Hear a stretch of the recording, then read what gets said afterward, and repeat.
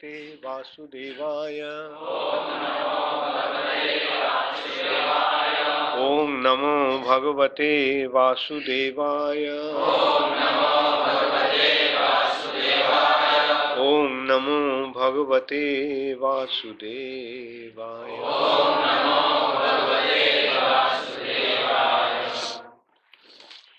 Srimad Bhagavatam, 4th Canto, Chapter 1, Genealogical Table of the Daughters of Manu.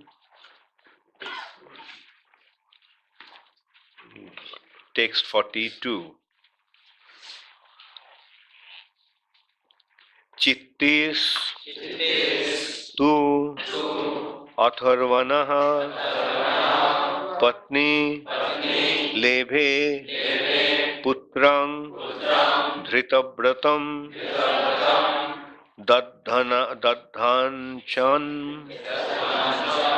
dadhyañcam asvasirasam bhrgor vamsam nibodha me cittistu atharvanah patni lebhe putram dhrta-vratam dadhyañcam asvasirasam bhrgor vamsam nibodha me cittis atharvanah patni cittis atharvanah patni lebhe putram dhrta-vratam dadhyañcam asvasirasam bhrgor vamsam nibodha me cittis atharvanah patni lebhe putram dhrta-vratam dadhyañcam asvasirasam bhrgor vamsam nibodha me.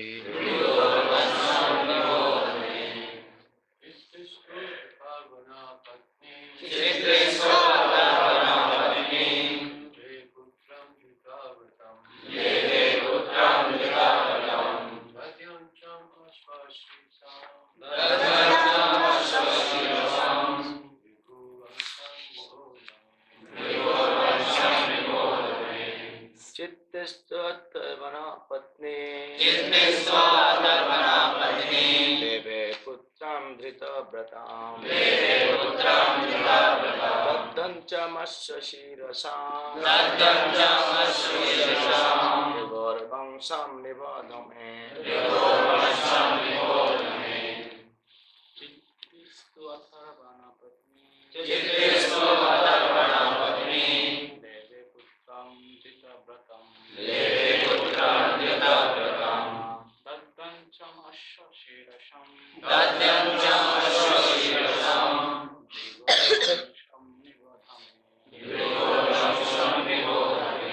cittistu atharvanah patni lebhe putram dhrta-vratam dadhyañcam asvasirasam bhrgor vamsam nibodha me. Mataji's.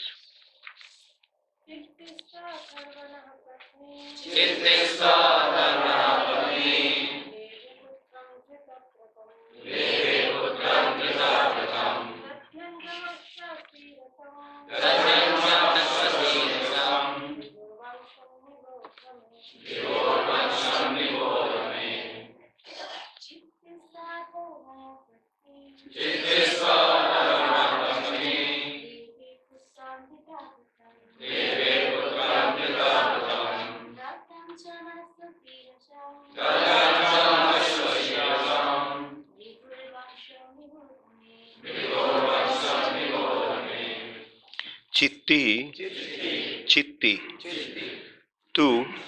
Also, atharvanah of Atharva, patni, wife, lebhe, got, putram, son, dhrta-vratam, completely dedicated to a vow, dadhyañcam, dadhyañca, asvasirasam, asvasira, vamsam, generations of Bhrgu, nibodha, try to understand, may, from me. Translation by His Divine Grace, Srila Prabhupada. Citti, wife of the sage Atharva, gave birth to a son named Asvasira by accepting a great vow called Dadhyañca. Now you may hear from me about the descendants of the sage Bhrgu. Please repeat after me. Citti, the wife of the sage Atharva, gave birth to a son named Asvasira by accepting a great vow called Dadhyañca. Now you may hear from me about the descendants of the sage Bhrgu. Purport by Srila Prabhupada.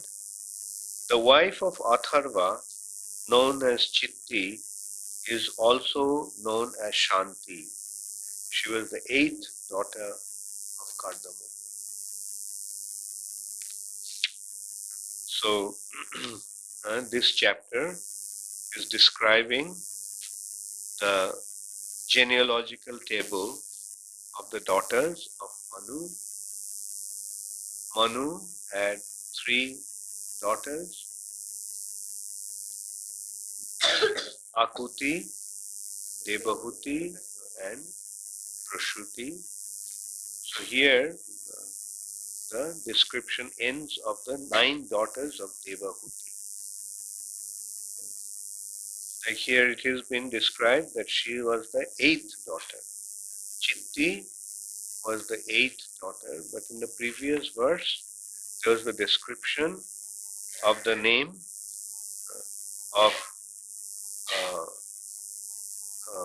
the 9th daughter, who was the wife of Vasishta, Urja. And Urja is also known as Arundhati. Arundhati, the wife of Vasishta, is very famous. Sage Vasishta is a very illustrious personality. How do we remember Sage Vasishta, Vasishta Muni? One way we remember is that he is the Kula Guru of the Raghu dynasty, Ramchandra's dynasty. He was Ramchandra's Kula Guru. And there are so many wonderful incidents about Vasishta.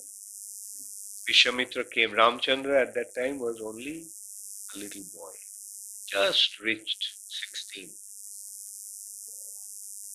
And he was very, very dear to King Dasharatha. Dasharatha couldn't stay without seeing him even for a moment. He always kept him with him. He was so fond of Ram. Fathers are generally fond of their children. Now can you imagine when you have the Supreme Personality of Godhead as your child? Like how attached you become to him. So this is how the Lord also bestows His mercy upon His devotees.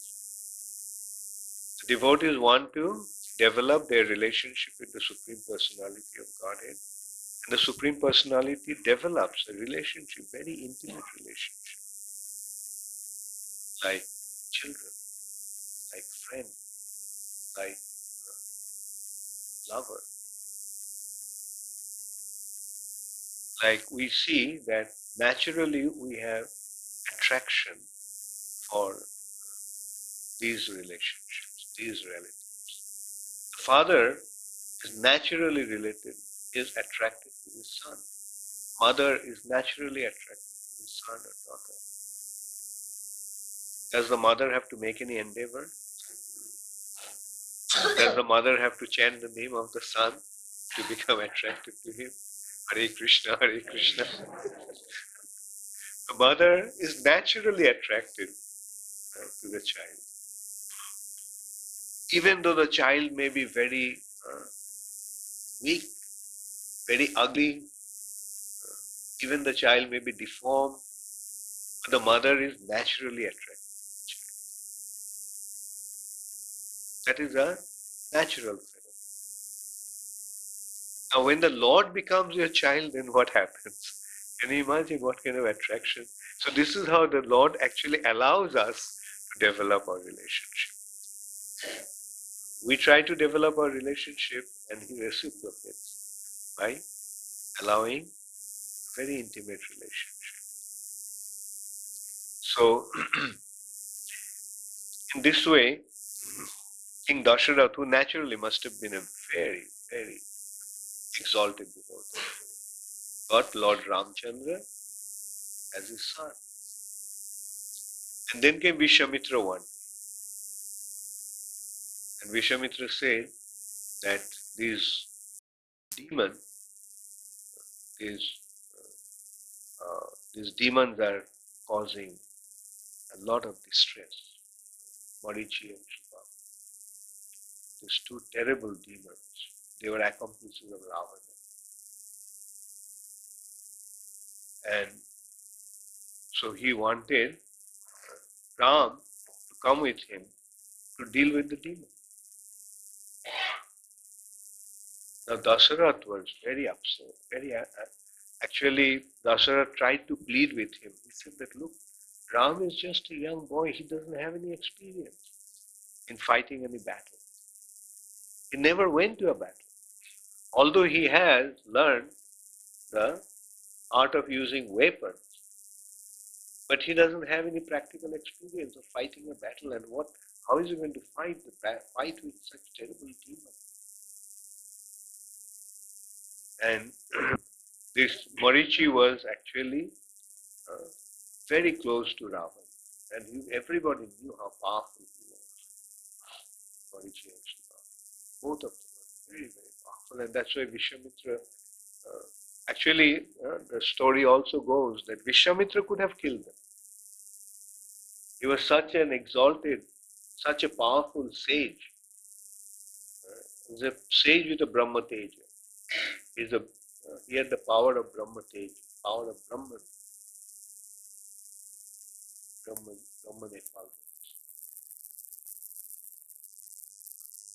Like, we'll also come with another incident that relates to that. Vishwamitra previously was actually a sage, a king. So one day he came to Vasishta's ashram. He was hunting, and while hunting, he became tired and he saw the beautiful ashram of some rishi. So he came there and he saw Vasishta. And so Vasishta saw the king has come, and king doesn't travel alone. He had a few thousand people with him. So Vasishta told him that please take your bath and get fresh and come and we'll have some prasad. You must be very tired. So they went to the river, took bath, and when they came back, they found the arrangement has been made for their prasadam. Like few thousand plates of prasad, beautifully organized, beautifully arranged, served in golden plates with golden bowls and golden cups, golden saucers. And not only that, when Vishwamitra started to eat the prasad, he felt that he never tasted something like this in his whole life. He's a king, so he had the access to the most delicious prasad, but he felt that he never ate like something. So after that, after eating, he asked Vasishtha, in the middle of the forest, how did you make this arrangement? A kind of arrangement that I can't even dream of as a king. So how did you make this arrangement? So Vasishtha said, come, I'll show you. So he took him to a cow, a beautiful celestial cow, the daughter of Surabhi. Came the daughter of the cow in Golok Vrindavan. Her name is Nandini. So he said, see, this cow is actually a Surabhi. So this cow can fulfill any desire. So I didn't make any arrangement. She made all the arrangement. I simply went to her and told her that, look, I have some guests, make some arrangement. And she made all the arrangement. So Vishwamitra said, wonderful. He said, you don't need a cow like this. In the middle of the forest, why do you need a cow like this? You don't have any need. All you need is some ghee to perform sacrifice. So I'll give you few million cows. So you give me this cow. So Vasishtha said, look, she is like my daughter. I can't. You can ask anything else, but this cow I can't give. So then Vishwamitra was very upset. He said that you are a sage, you are a rishi, you are a renunciate. Now why are you so attached to your cow? You are a pretender.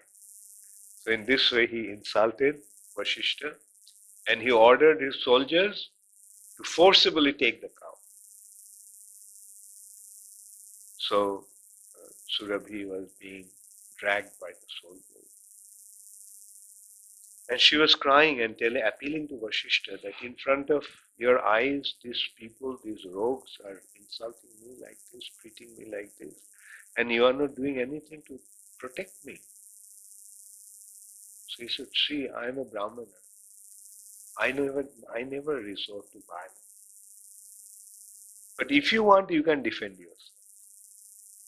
Don't wait for me because I won't be able to defend you because that's not my dharma. But if you want, you can defend yourself. So Surabhi then immediately produced an army. And that army fought with Vishwamitra's army and killed some of them and chased the rest of them away. And being upset, Vishwamitra used Brahmastra against Vasishtha. Vasishtha had his danda, he held the danda, and his Brahmastra was neutralized. So at that time, Vishwamitra realized that the Kshatriya Teja is nothing compared to Brahma Teja. So therefore he decided to become a Brahmana, that is a Brahmarshi. And as you all know, like he performed severe austerities for many, many years. And when Indra saw that Vishwamitra is performing such austerity, Indra became alarmed. He thought maybe he is not satisfied with his kingdom on earth. He wants to occupy my kingdom. Because Vishwamitra was a Kshatriya, so he thought, why is he performing such austerity? It must be because of occupying my position. So that's why Indra actually sent Menaka, a very, very beautiful celestial damsel, celestial girl, society girl from heaven. And Menaka actually made Vishwamitra, actually broke his meditation and made him fall down with her. And as a result of that, Shakuntala was born. So here, the point I was making, that this is the Brahma Teja. So Vishwamitra became such a powerful sage that he became extremely powerful with his spiritual potency. So he could have killed Marichi and Subha. But because he has accepted the situation, the post or the position of a Brahmana, he did not want to directly harm anyone. So therefore he came to Dasarath and asked him to give Lord Ramchandra. He said that I want Ram to fight against Marichi and Subhahu. So Dasarath said, look, he doesn't have any experience to fight. He just finished his military training. So I will go with my army. So then Vishwamitra said, look, if I wanted you to come and fight with Marichi and Subhahu, then I would have called you. I wouldn't have asked for Ram. I would have told you to come. I don't want you, I want Ram. So when Dasarath saw that Vishwamitra was so insistent on getting Ram to fight with Marichi and Subhahu, with the fear that now if Ram goes, then Ram will die. Because these demons are so powerful. So Dasarath actually. And then they splashed water on his face and fanned him and brought him back to his senses. And then again he started to plead to Vishwamitra, please don't ask for this son of mine. But Vishwamitra said, look, I told you, you assured me when I came, you asked me what I wanted, and you assured me that you will fulfill my desire. Whatever I wanted, you will give me. Now you are saying, when I asked you for your son, and you are refusing me, I am very upset with you. I am leaving this place right away. So at that time, Vasishtha actually consoled Dasarath. That is what the spiritual master's business is, to give the right advice, right spiritual advice. So Vasishtha told Dasarath that. He said, look, if Vishwamitra wanted, he could have killed the demons. Vishwamitra is not an ordinary person. He's a very, very exalted sage. He's a Trikaladarshi. He can see time in three perspectives, past, present and future. So since he's asking for Ram, there must be some reason behind. So don't worry. And also you remember that Vishwamitra has celestial weapons. So Vishwamitra, if Ram goes with him, then Vishwamitra will give him those celestial weapons. And Vishwamitra will empower him. So Vasishtha also knew that Ramchandra is the Supreme Personality of Godhead, as much as Vishwamitra knew. He came for Ramchandra because he knew that he is the Supreme Personality of Godhead who came to kill the demons, especially Ravan and his associates. Although Dasarath couldn't understand that his son is the Supreme Personality of Godhead, these personalities recognize that he is the Supreme Personality of God. Therefore, Vasishtha advised Dasarath to give Ram. And as you all know, Ramchandra, what did he do? He went and fought, and on the way, he killed the mother of Marichi and Subha, Taraka Rakshashi. And this also leads to another point, that why Dasarath was so much in anxiety. Because one of Dasarath's ancestors, Anaranya, was killed by Ravan. Dasharatha's ancestor was the ruler of the earth, and Ravan came and fought with him, challenged him in a fight. Anaranya fought with him, but ultimately he died. So this memory was so vivid in Dasharatha's mind that one of his ancestors has been killed by Ravan. And here is this Ravan's associate, Marichi, who is extremely powerful. So my 16-year-old son is not a match against. That's how he was thinking. He was thinking that his son is his son. He didn't think that his son is the Supreme Personality of Godhead. And that's the difference between Dasarath and Kardama Muni. Dasarath didn't know that his son is the Supreme Personality of Godhead. But Kardama Muni knew that his son is the Supreme Personality of Godhead, Kopildev. But instead of staying in his association, he left home and went back. Why did he do that? That question comes up. Why did Kardama Muni, although his son appeared to him as although the Supreme Personality of Godhead appeared to him as his son, but he left him at home and went to the forest to meditate upon the Supreme Personality of Godhead. Why? That is because of his special mellow, his specific mellow. His mellow was neutrality. Neutrality means in that mellow, he just wants to think about the Supreme Personality. And that's why Chaitanya Charitamrita says that whatever one's mellow is, he thinks that to be the highest. Like he got his son, the Supreme Personality of Godhead as his son, and he could develop Vatsalya Ras, parental relationship with the Supreme Personality. But he was not interested in parental relationship because he thinks that the ultimate goal of life is to meditate upon the Supreme Personality, Shantaraj.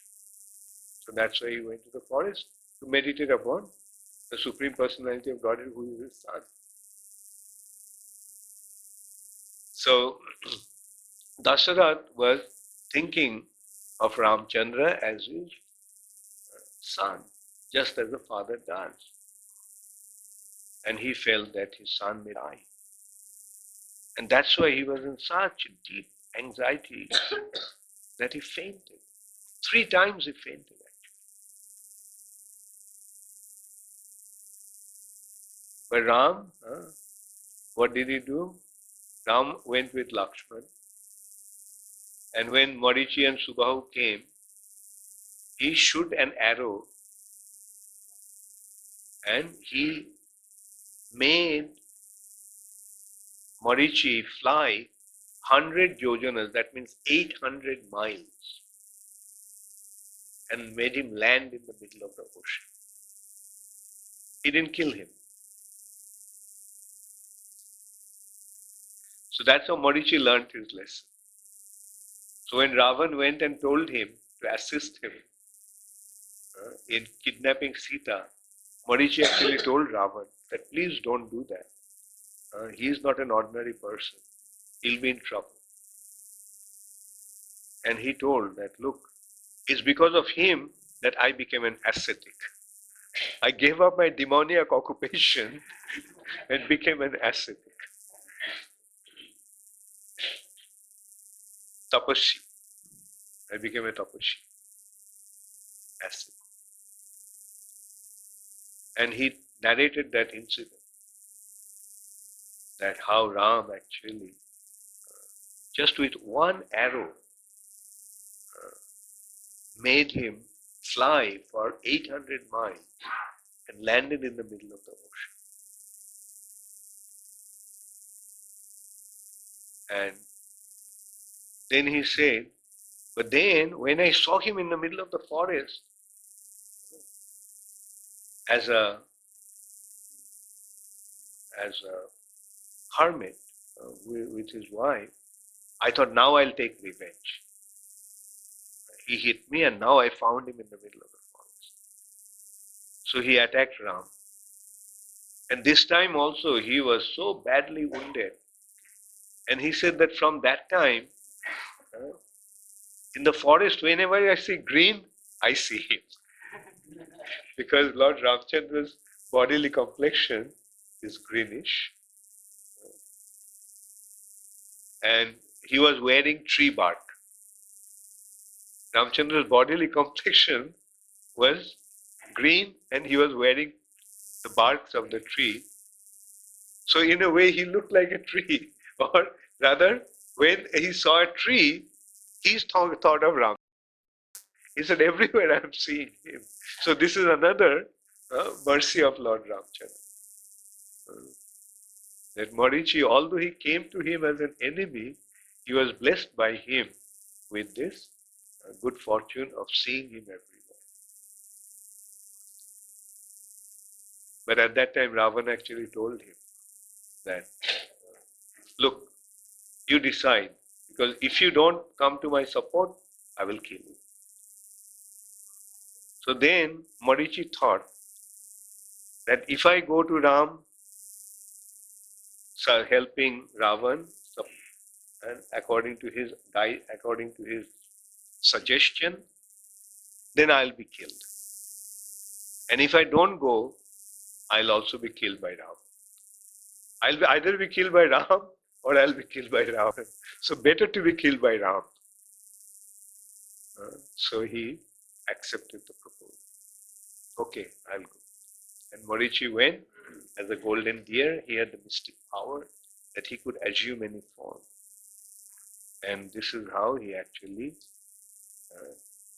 led Ramchandra away from Sita, and then eventually Ravan kidnaps. So this is how this Ramchandra Vasishta, go back to that point, that as a Kula Guru of the Dasarath or Raghu dynasty, Vasishta had, it's actually Ikshaku dynasty. Originally, this dynasty is coming from Ikshaku. Do you remember who is Ikshaku? Ikshaku is the son of Manu. Evang parampara, imang vivashyate yogam proktavan aham apvayam vivashwan manavipraho manor Ikshaku veya. This Ikshaku, the son of Vivashwan, the son of Vaivashyato Manu, the son of Vivashwan, is actually the origin of this Ikshaku dynasty. And Vasishta was the Kula. Vasishta has many wonderful contributions, and one of the most wonderful one also is that he was the Kula Guru of the Raghu dynasty, and he advised Dasharath in many occasions. When Kaikeyi wanted to send Ramchandra, banish Ramchandra to the forest, Vasishta went and advised her.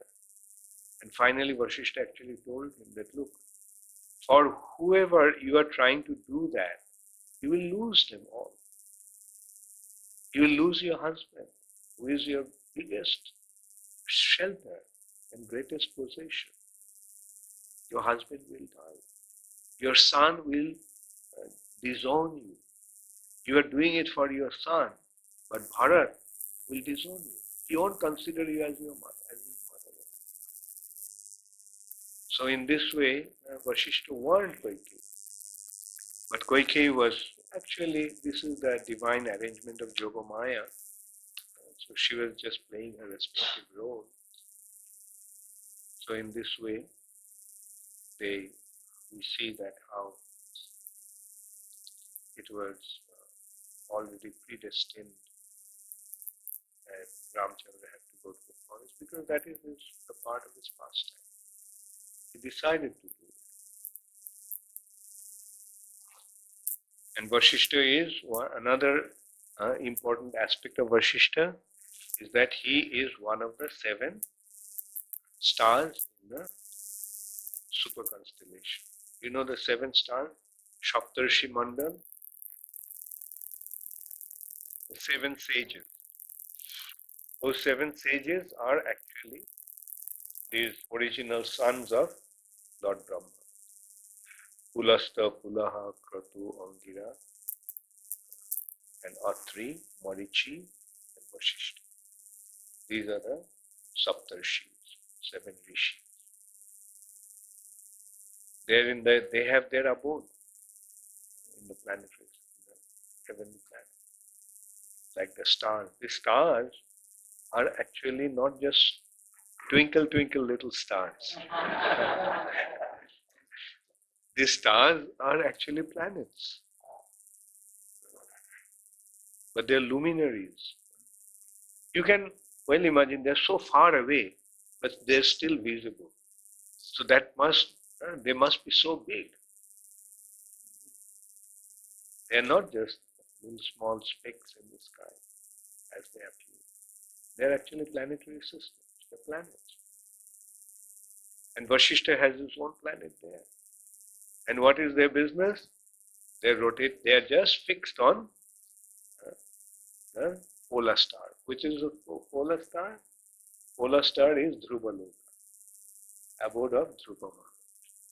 And what is the abode of Dhruva Maharaj? Abode of Dhruva Maharaj is the abode of the Supreme Personality of Godhead in the universe. The Supreme Personality of Godhead awarded that place to Dhruva Maharaj, which is even beyond Brahmaloka, Satyaloka. So, Vasishtha, here it's been described that Vasishtha had some illustrious sons. These 7 sages that are headed by Chitraketu. The names are Surochi, Viraja, Mitra, Ulvana, Vasudridna, Vasudridyana, and Duman. So, and so that is from the one of the 9 daughters, and finally is the Citti, who is the wife of sage Atharva. And she gave birth to a son called Asvasira. Asvasira, and they got the son by performing dadhyañcam.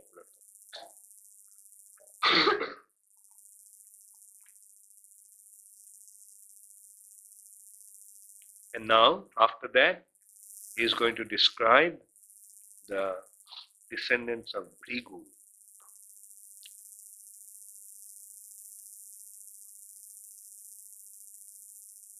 Bhrgu, anyway, so it goes on describing the genealogical table of the daughters of Manu.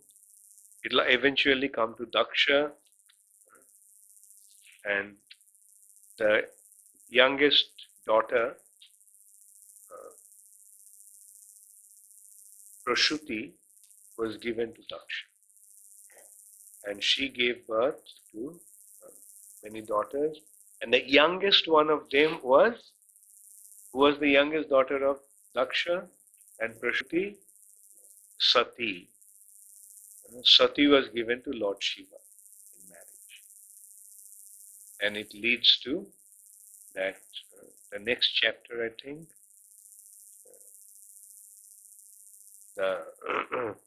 how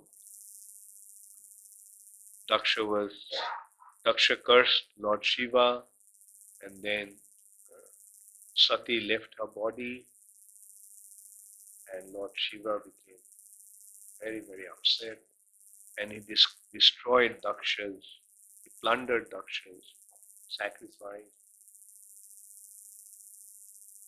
So this, we can see when we go through this, what a beautiful history it is. And this is our history. And that is why it is so special to be born in this land of India. Because we have such a glorious history. Compared to this history, European history, American history, if at all America has a history, becomes totally insignificant. European history, we can see Europe just a few hundred years back, they were just barbarians.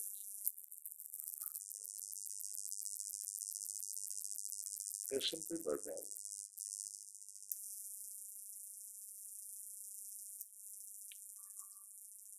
They're actually they were known as though their name was barbarian.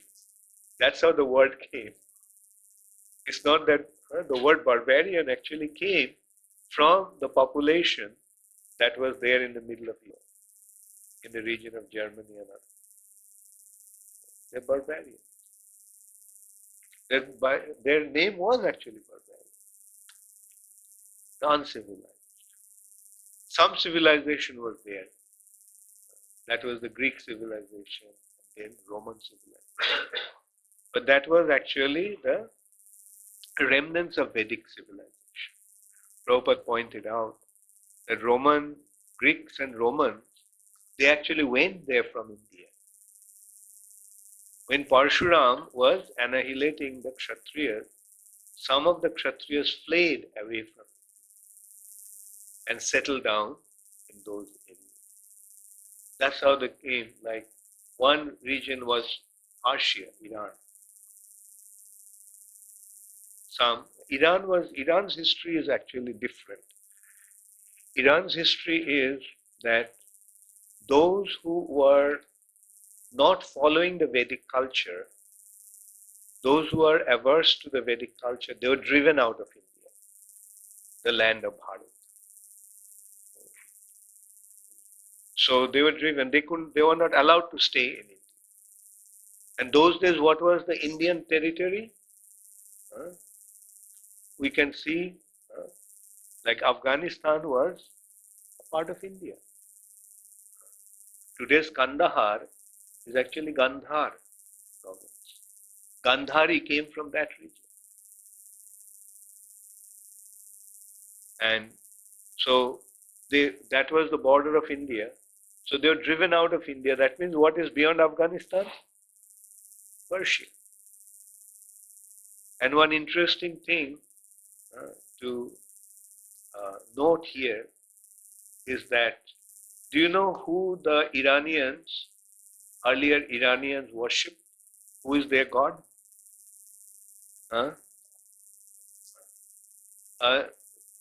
Fire, okay. But what's the name of their god? The name of their god is Ahur Mazda. Now see the interesting thing, like these people could not pronounce the word Sa.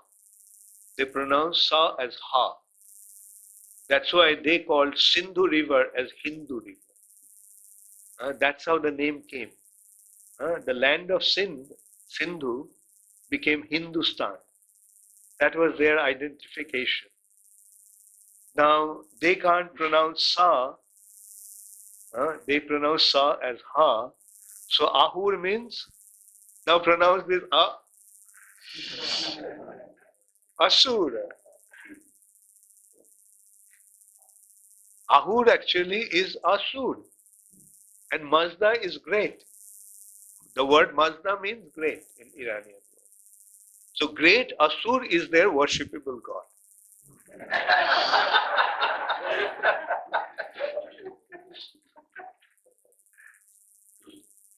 So from that we can see that how and why they were driven out of India. Okay, if you want to worship the demon, then get out of here. And they settled down in Iran. And that's how the other civilizations developed in those areas. Like another thing you can notice, You see, they were in Middle East. What are the famous civilizations? Assyrian civilization. Now again we can see the link. Assyrian civilization. Assyrian civilization means Asuric civilization. Assyria, Babylonia. And anyway, to go back to that European sector, like Prabhupada mentioned, that it was actually the warriors, the Kshatriyas, who ran away from India, and they ran far, far away and settled down in Greece and Rome. And Greek civilization was the beginning of European civilization. That's what they can relate to. But if you go further up the Europe, then it was a different thing. It was further up, it was the barbarians. Germany was the land of the barbarian.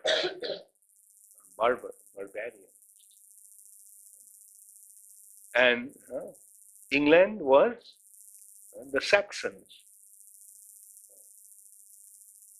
They were all uncivilized people. The Romans went and conquered them, and then some civilization came to them. The Normans and Saxons in England. Normans are the invaders who came and conquered England. Anyway, that is their history, and this is our history. Actually, this is not our history as such. This is the history of the human beings. Human civilization was this.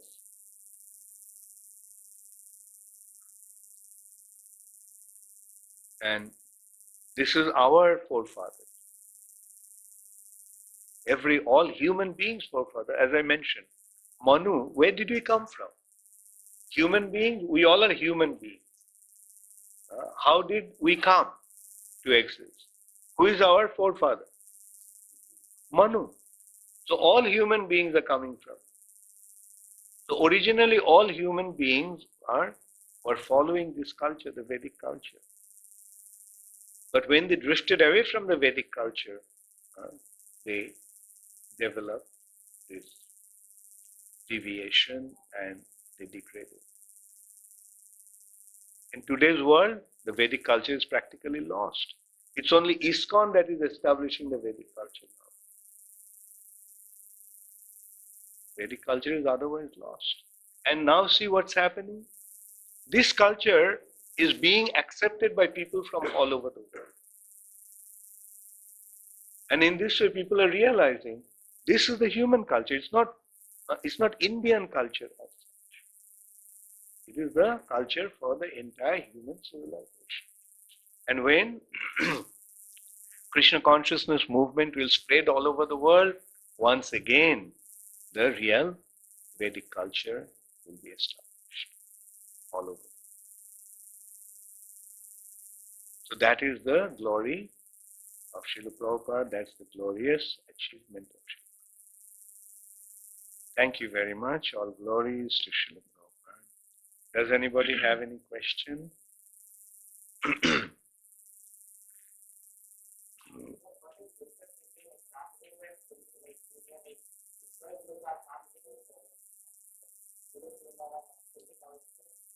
In Sargaloka, not all the cows, actually. In Sargaloka also, there is only one Surabhi. Remember Indra, when he upset Krishna, and Krishna lifted Govardhan hill, then he went to Brihaspati, his guru, and said, look, this is what happened, what should I do? And he said that, Brihaspati said that you made a big mistake. This boy, Krishna, that cowherd boy, is not just a cowherd boy, he is the Supreme Personality of God. You are in trouble. So you do one thing, take Surabhi with you. And by seeing Surabhi, you will be disciplined. So this is one Surabhi.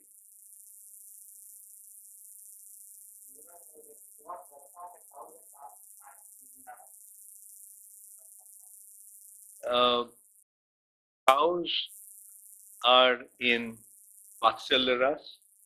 They're feeding Krishna with their milk. Parental, motherly. They look at Krishna as their baby.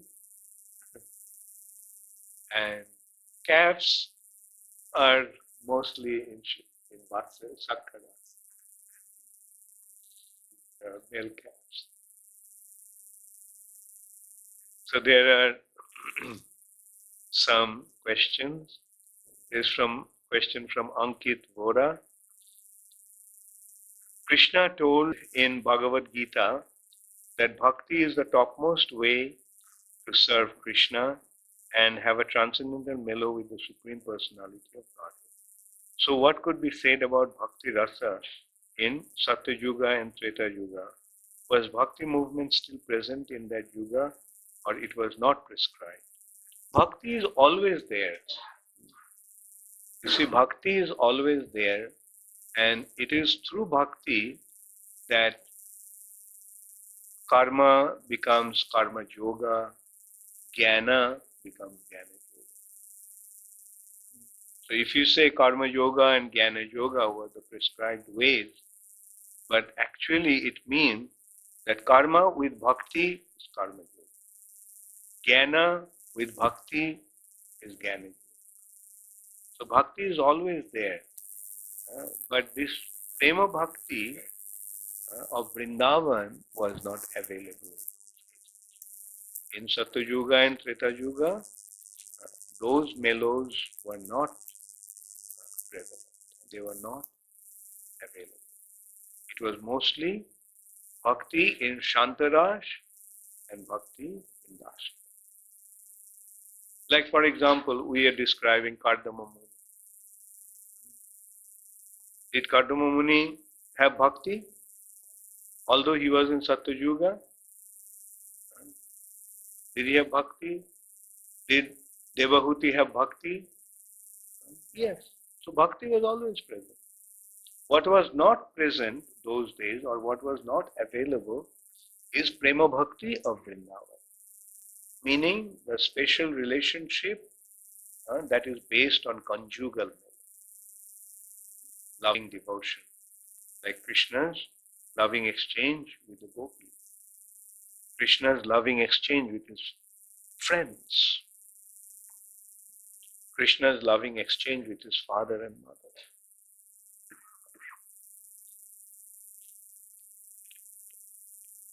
So next one is from Guru Gauranga from Florida. You mentioned about Shantaraj.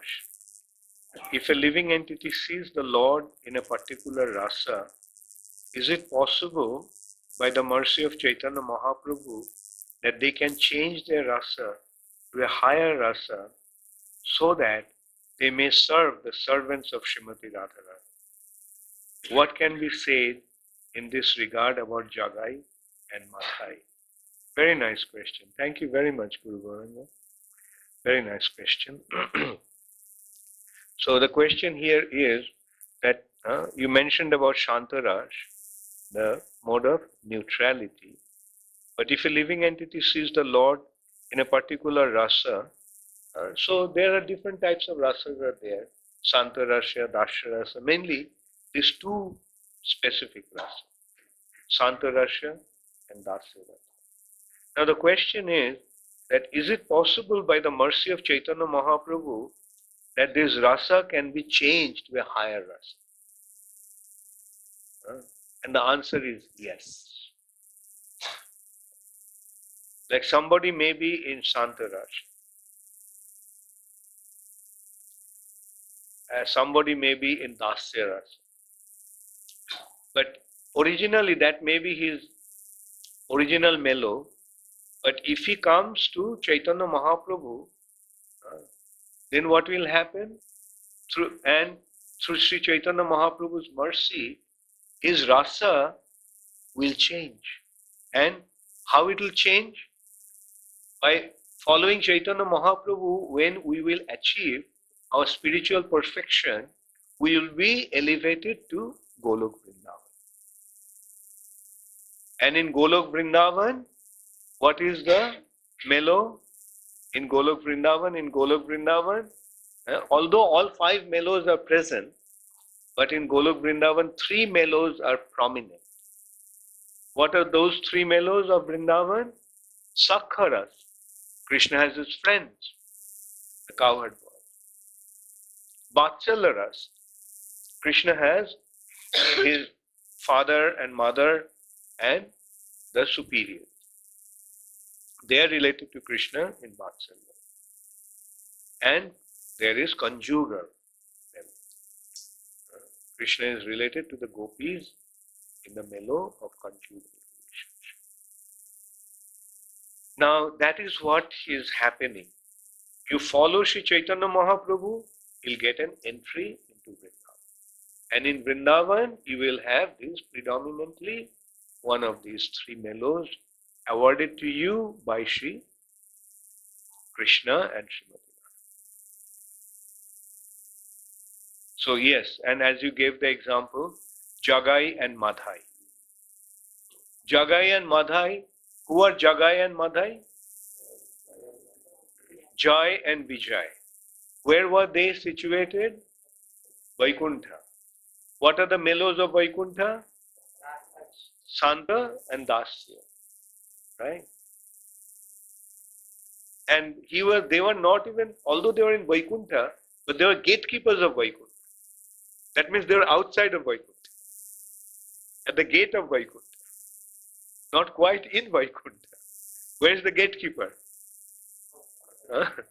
Outside the house. So from there, they became a part of Chaitanya Mahaprabhu's pastime, and Jagai and Madhai. Now, Jagai and Madhai, by achieving spiritual perfection, what will happen to them? They already became associates of Sri Chaitanya Mahaprabhu. Now, those who have access to Navadvip in the pastimes of Chaitanya Mahaprabhu, they also have access to Vrindavan. That is the wonderful thing about Mahaprabhu's pastimes. You have access to both Navadvip and Vrindavan. Whereas if you are in Vrindavan, you may have access to Navadvip or may not. But those who have access to Navadvip, they also have access to Vrindavan. So this is how Joy and Vijay was finally elevated to Braja Leela. You follow Sri Chaitanya Mahaprabhu, and when you achieve your perfection, you will have access, or you will be elevated to Golok Vrindavan.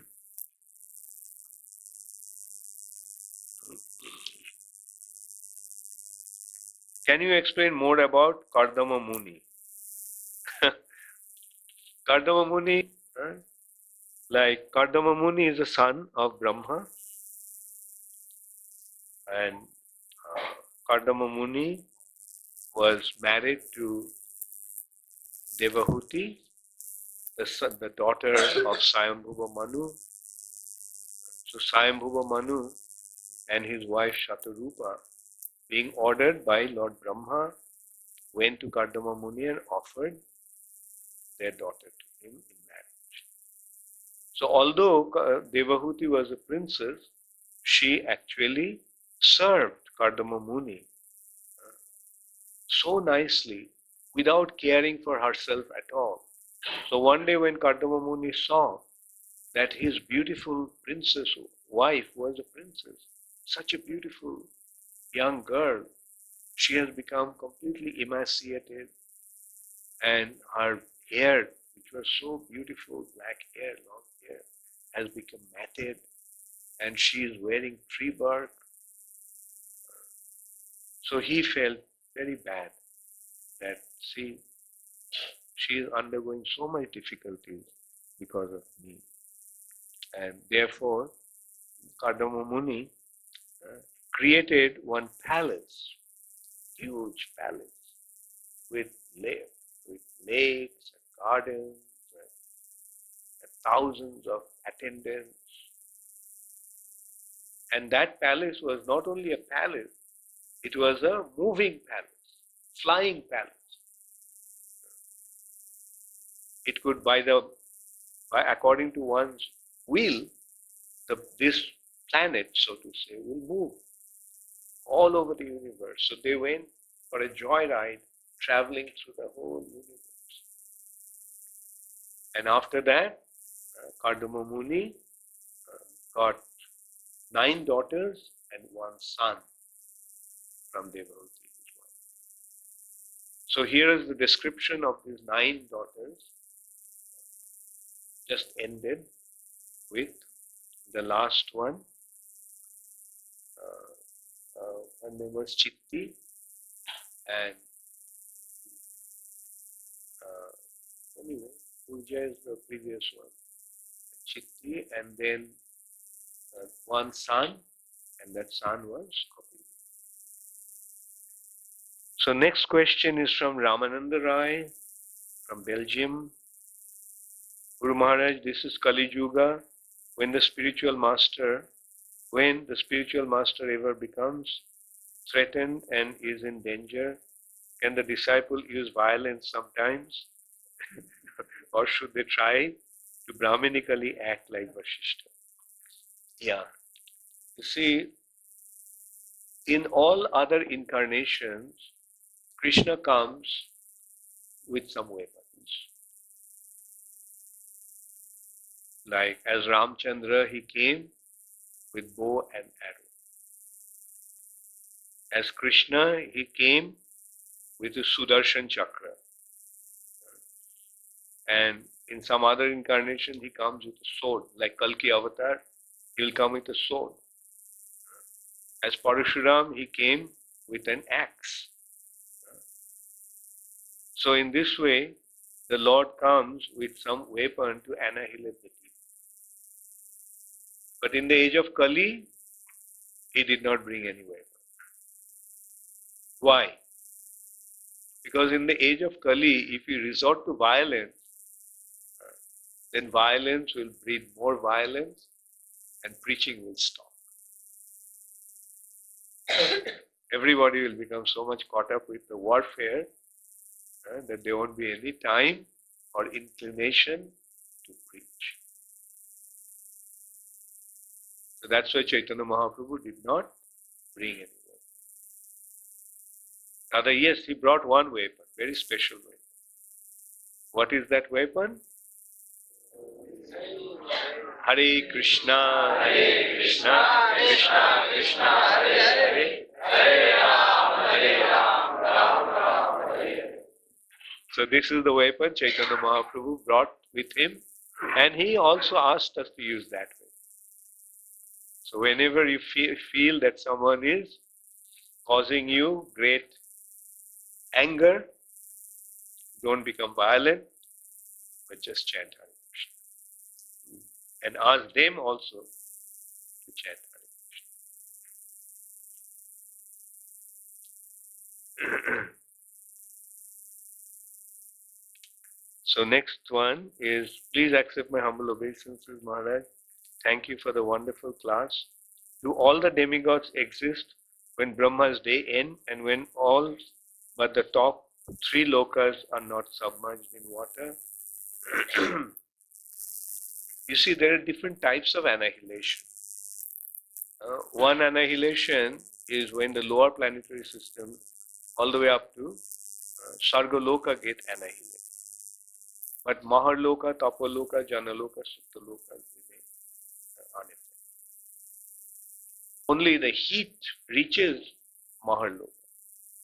Then the residents of Maharloka then leave Maharloka and go to Janaloka. So this is how there are different types of annihilation. Partial annihilation, and then at the end of Brahma's day, then everybody, Brahma falls asleep. Then up to Satyaloka, everything is kind of annihilated. And then comes the final annihilation, when Brahma dies. Then the whole universe is annihilated. And then the total annihilation, when the Lord withdraws his glance from Maya. Then the whole material, all the universes dissolve. So that is the final annihilation. That when the Lord withdraws his glance from Maya. But then when he again casts his glance to Maya, everything comes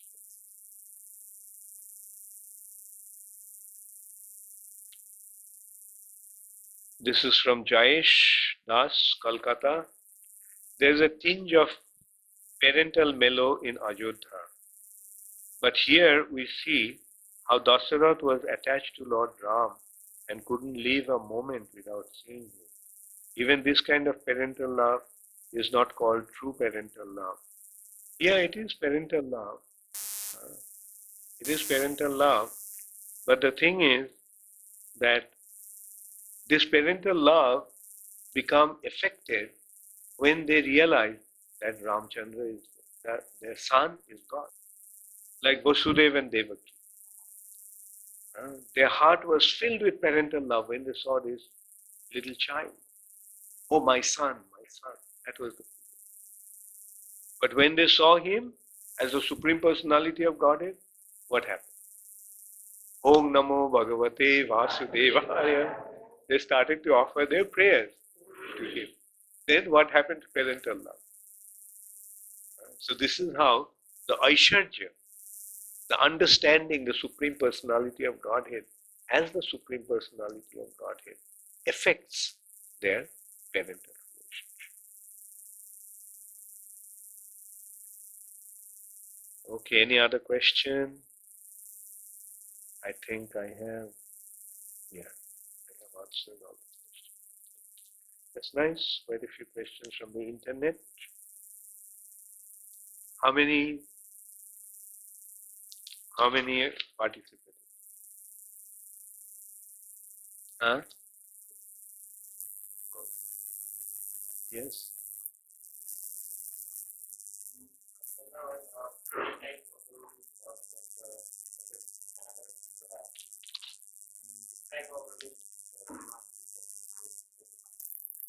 What happened? I couldn't get your question.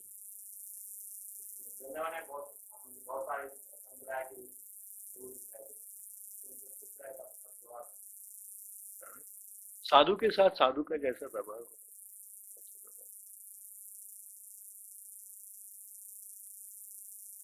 समझा? हाँ, offence करते हैं तो दूर से प्रणाम करके चले जाए, नजदीक मत जाना, क्योंकि श्रद्धा वैष्णव जो है, वैष्णव अमानी मानता. He offers respect to others and doesn't desire any respect from others. Right? He is more humble than a blade of grass.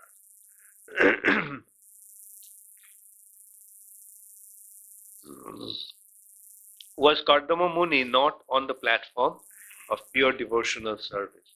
Yes, sure he was in the platform of pure devotional service. Otherwise, how can he get the Supreme Personality of Godhead as his son, if he is not a pure devotee? But the point is that his devotion was in neutrality, in Santaraj, where he was actually meditating upon the Lord. The active service was not there. In Shantaraj, he was related to the Lord.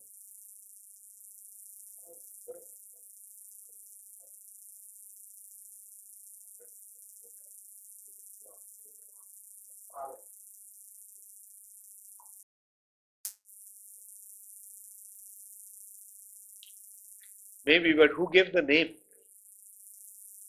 If we consider, the name was coming from Australia from before, or the British went and called it Australia. I don't know, I'm just wondering. I don't know. I mean, obviously the Britishers gave the name. Now, was the name there already before? I don't know. Some people also say Moscow is actually Moksha Dev.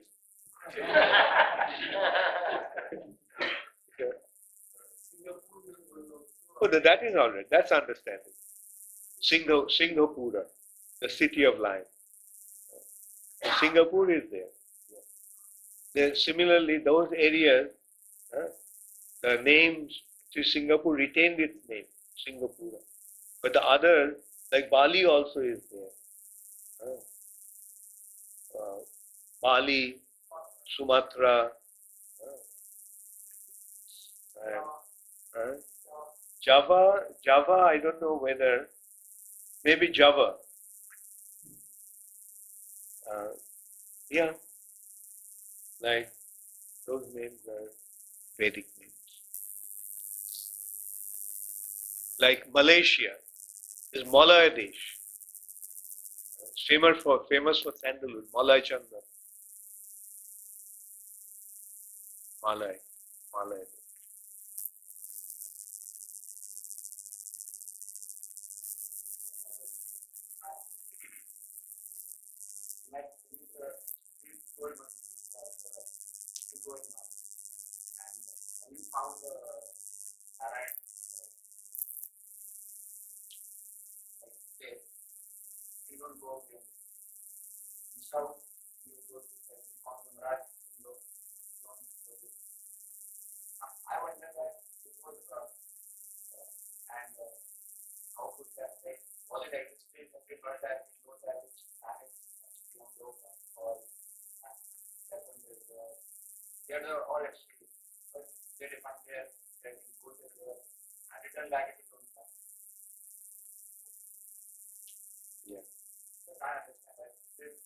So,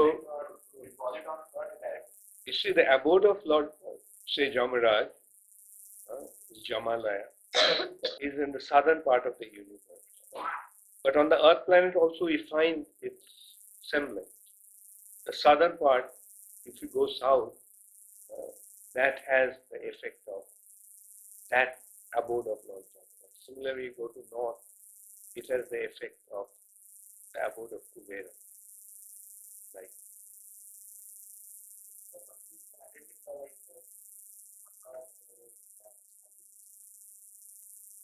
yeah, they are not ordinary monkeys. Who are those monkeys, you know? Those monkeys are the demigods, taken birth as monkeys, to assist Lord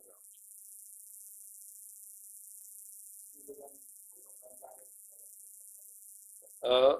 This is not obviously speaking about different planets. It's talking about the Earth planet only. Because ultimately it comes to crossing jumping across the ocean and going to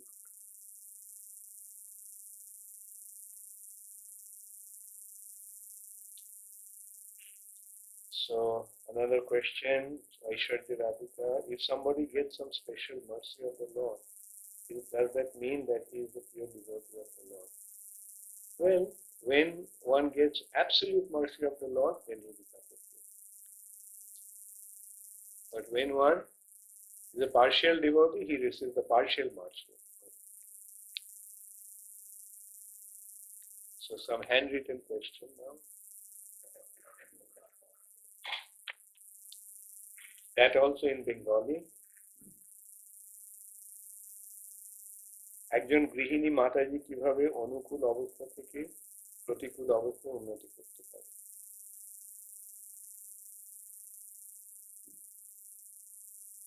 আচ্ছা, অনন্যা গতি করে। The question is, how can a householder lady devotee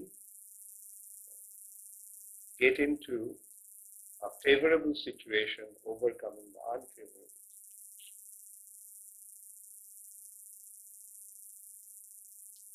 সবকিছুরই উত্তর একটাই, আমি বাংলায় বলবো না ইংরেজিতে বলবো? ঠিক আছে, ফার্স্টে বাংলায় বলে তারপরে